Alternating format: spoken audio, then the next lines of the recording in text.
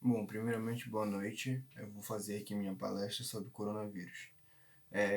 Como é que vai prosseguir a minha palestra?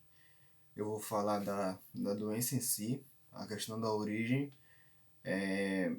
contágio, sintomas, tipo, tudo que envolve a questão da doença. Vou citar alguns dados de como está a questão da doença nos principais países de primeiro mundo.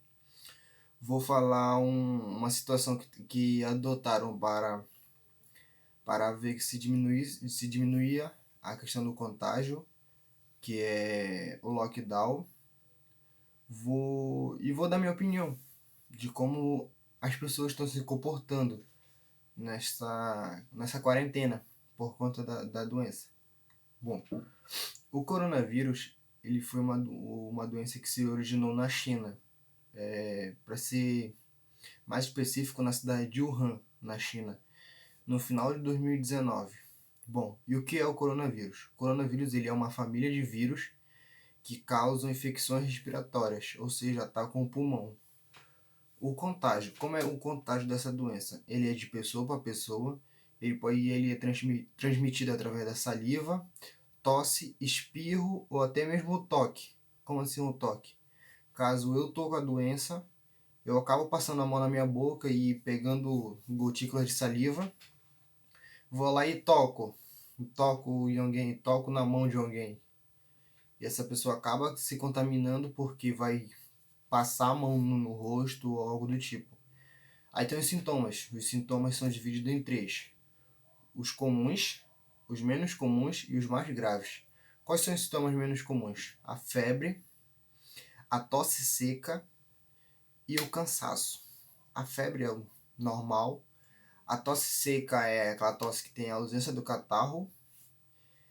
E o cansaço, eu fiz uma pequena pesquisa de pessoas que pegaram a doença e falaram como é esse cansaço.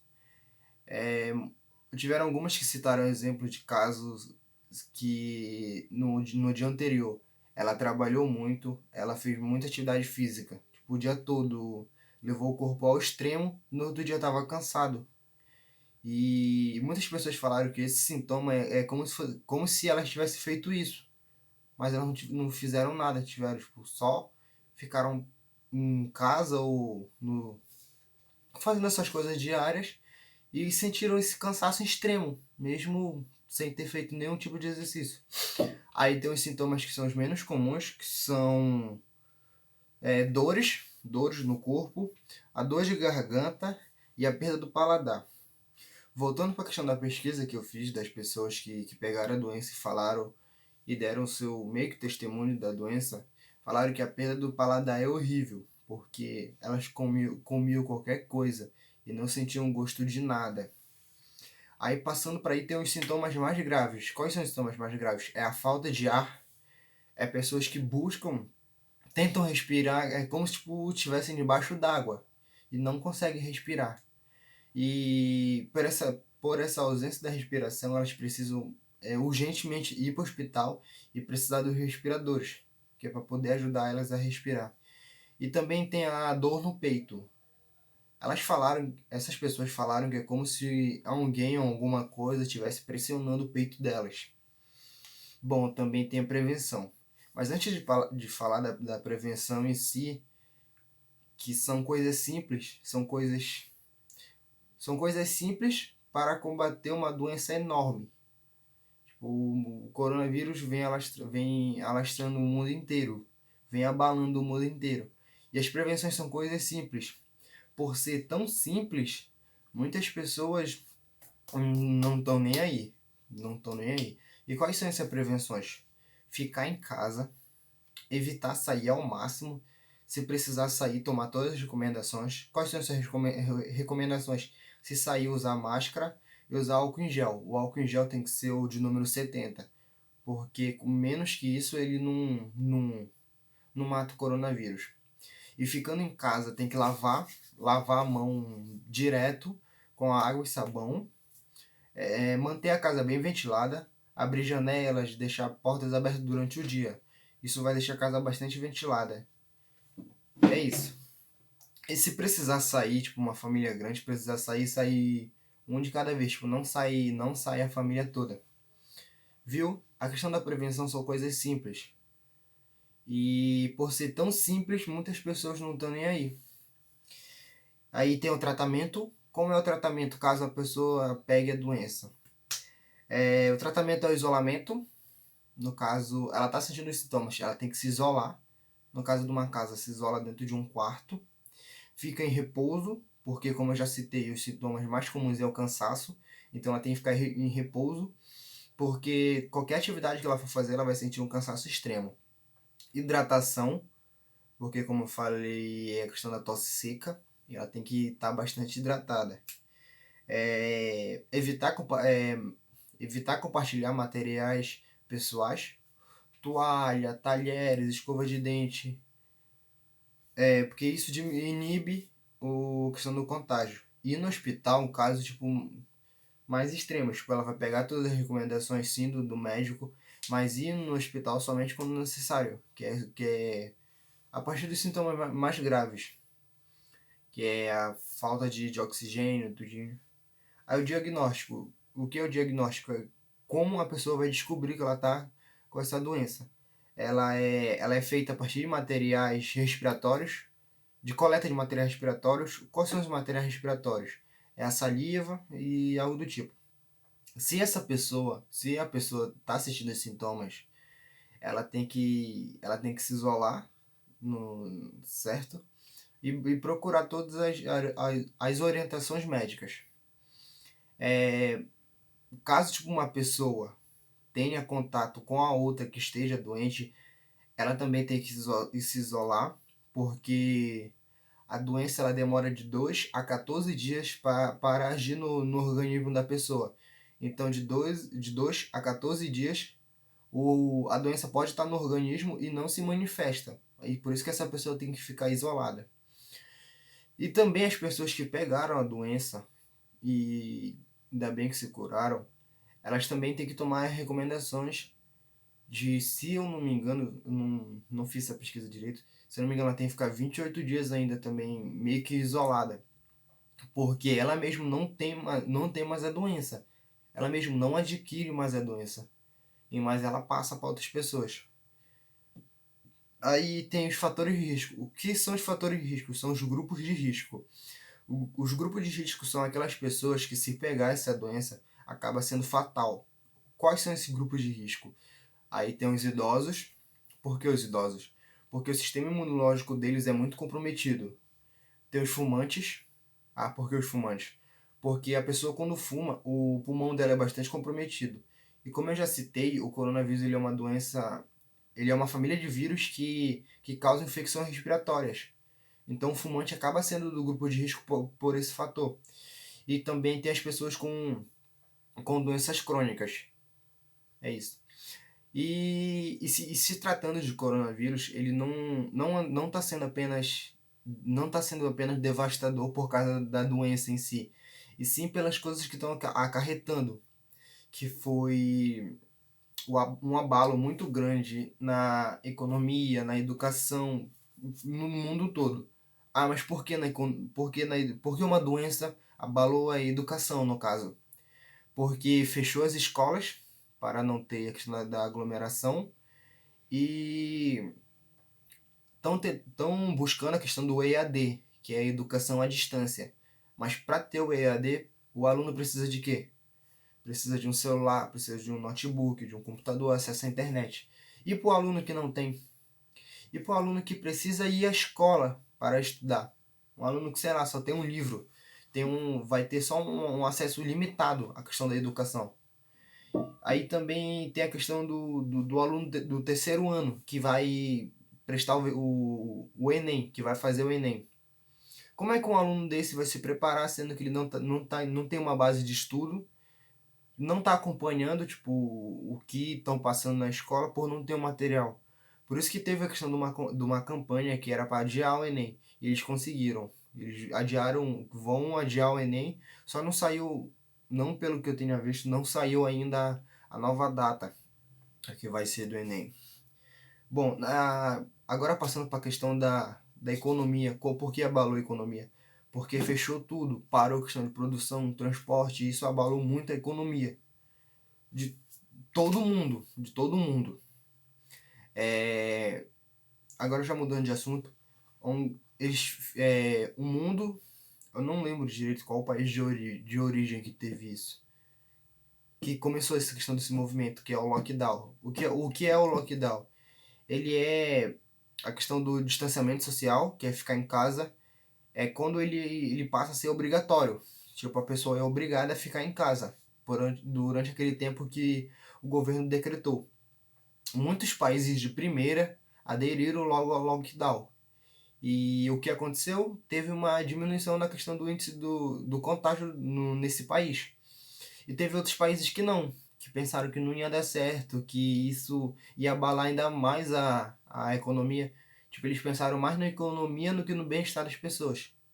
E um desses países foi os Estados Unidos, que, que não que não quis aderir ao lockdown e aconteceu o que aconteceu. Um surto de contágio lá nos Estados Unidos. Eu vou falar aqui alguns dados dos principais países de primeiro mundo, que como está lá a taxa de pessoas infectadas, pessoas curadas e a questão do índice de mortalidade nesses países. Eu vou citar um ou dois países. Vou falar como está a situação na China, que, como eu falei lá no começo do vídeo, foi o país onde iniciou, onde foi meio que criado não, que se alastrou a questão do coronavírus. Vou fazer uma pequena comparação do país que tem um índice maior de mortalidade por coronavírus e o país que tem menor índice de mortalidade por coronavírus no mundo. E vou falar também da a situação também atual não, até o exato momento que eu fiz a pesquisa, de como está aqui no Brasil. Eu vou dar uma pequena opinião minha, falando tipo da questão da saúde, das pessoas mesmo em relação à doença aqui no Brasil. Vamos pegar aqui no caderno. Na China, que foi o país onde apareceu o coronavírus, lá casos confirmados de pessoas confirmadas tem 83 mil pessoas. Recuperadas que se curaram tem 78 mil recuperados e tem 4 mil mortes. A situação nos Estados Unidos, que é um país de primeiro mundo.